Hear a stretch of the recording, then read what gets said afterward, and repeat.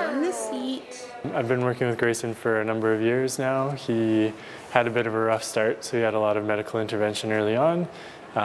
So we've just been kind of meeting him where he's at and working on the next step, the next progression. Helmet.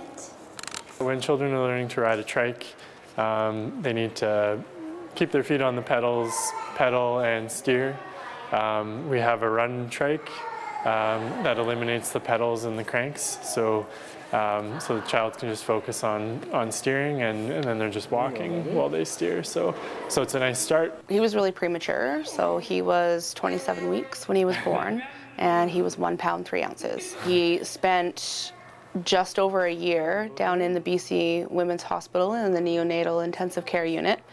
I mean, he is catching up at a rapid pace. He is blowing everybody's minds and just impressing them. Yeah, he's made a ton of progress since he started. When he came home, he was on a ventilator and tube feed, and now he's off the ventilator, he's mobile, he's walking, he's exploring and playing, and so it's very cool. We're working on, he works on speech as well with a speech therapist.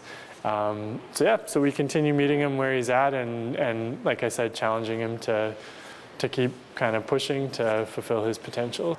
He wasn't expected to survive birth, let alone shortly after. So every teeny tiny little milestone is a miracle, like every single one of them.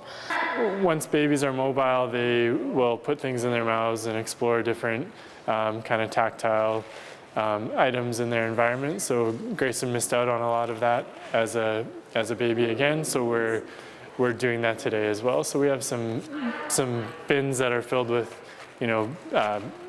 beans and different textures of items and toys that we're going to play with. He reaches new milestones almost every day. He does something new and just blows your mind.